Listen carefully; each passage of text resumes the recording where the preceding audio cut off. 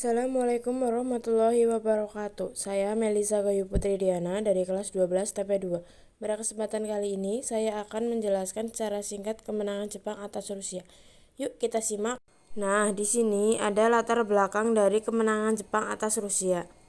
Pada abad ke-20, Rusia telah menjadi kekuatan dunia yang diperhitungkan dengan wilayah yang luas di Eropa Timur dan Asia Tengah.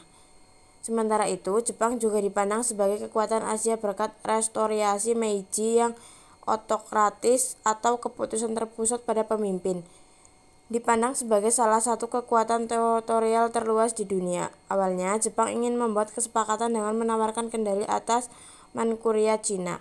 Akan tetapi, Rusia menolak tawaran tersebut. Setelah gagal bernegosiasi dengan Rusia, Jepang memilih untuk berperang dengan melakukan serangan mendadak ke Port Arthur pada tanggal 8 Februari 1904. Jalannya peperangan pertempuran Leongyang pada 8 Februari 1904, armada Jepang berlayar menuju Port Arthur dengan dipimpin oleh Jenderal Togo Haihakiro. Jenderal Togo memulai peperangan dengan sebuah serangan torpedo secara mendadak pada kapal-kapal Rusia di Port Arthur. Serangan torpedo ini berhasil merusak 3 kapal terbesar Rusia, yaitu Tsesarevich, Redvizan, dan Pallada. Pada hari berikutnya, pertempuran masih berlangsung di Port Arthur. Rusia pun tidak tinggal diam. Mereka mencoba membalas serangan Jepang dengan menggunakan Rinjau. Memasuki akhir 1904, Angkatan Laut Jepang berhasil menenggelamkan setiap kapal dengan armada Pasifik Rusia dan menguasai garnisonnya. Peperangan di sepanjang tahun 1904 yang terjadi di beberapa lokasi banyak dimenangkan oleh Jepang daripada Rusia. Kendati demikian, Rusia belum mau menyerah sehingga pertempuran berlanjut pada 1905. Selanjutnya, perang di Manchuria dan Korea. Konflik kembali berlanjut pada 20 Februari 1905 ketika pasukan Jepang menyerang Rusia di Mukden. Rusia rencanakan rekrut 400.000 tentara baru. Perang Ukraina makin panjang. Pertempuran ini melibatkan 330.000 pasukan Rusia yang melawan 270.000 pasukan Jepang. Dalam pertempuran Mukden, Jepang berhasil mendesak Rusia dan memaksa mereka untuk mundur. Setelah Rusia berhasil dikalahkan kembali oleh Jepang, bala bantuan armada batik Rusia pun tiba pada Mei 1905. Pertempuran menentukan di Selat Tsushima. Jepang telah mencapai kemenangan penting selama pertempuran Mukden. Di sisi lain, mereka juga menderita korban yang signifikan. Setelah Rusia berhasil dikalahkan kembali oleh Jepang, bala bantuan armada Baltik Rusia pun tiba pada Mei 1905. Armada Baltik melakukan pelayaran di malam hari agar tidak diketahui oleh Jepang.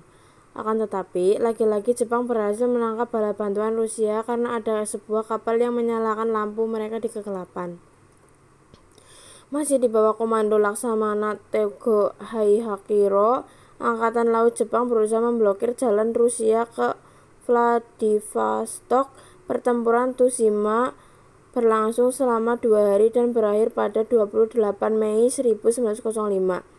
Pada tanggal 28 Mei 1905, Rusia telah kehilangan 8 kapal perang dan lebih dari 500 pasukan. Dalam pertempuran panjang ini, Rusia harus mengalami kekalahan dari pihak Jepang. Pada akhirnya dibuatlah perjanjian damai.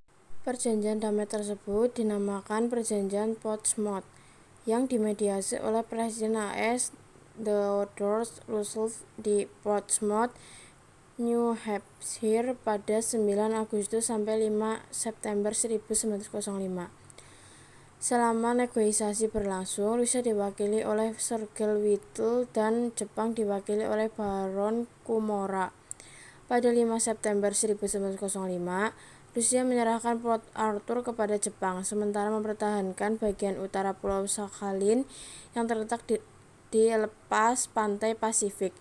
Rusia bersetuju untuk meninggalkan Manchuria dan mengakui kontrol Jepang atas semenanjung Korea.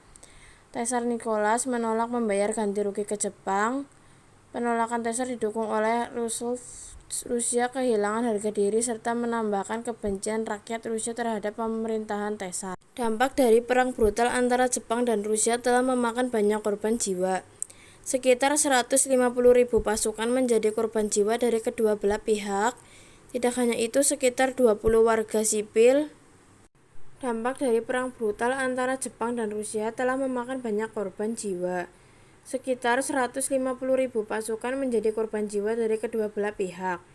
Tidak hanya itu, sekitar 20.000 warga sipil Cina turut menjadi korban perang Rusia dan Jepang. Kematian dari penduduk sipil kebanyakan disebabkan oleh taktik keras orang-orang Rusia di Manchuria. Beberapa jurnalis mengatakan bahwa Rusia telah menjarah beberapa desa dan memperkosa serta membunuh banyak wanita di Manchuria. Di samping timbulnya korban jiwa, kemenangan Jepang atas Rusia dalam peperangan ini menandai bangkitnya kekuatan Asia menandingi kekuatan Barat. Selain itu, kemenangan Jepang juga memicu kebangkitan nasional di negara-negara Asia, termasuk Indonesia yang saat itu masih dijajah Belanda.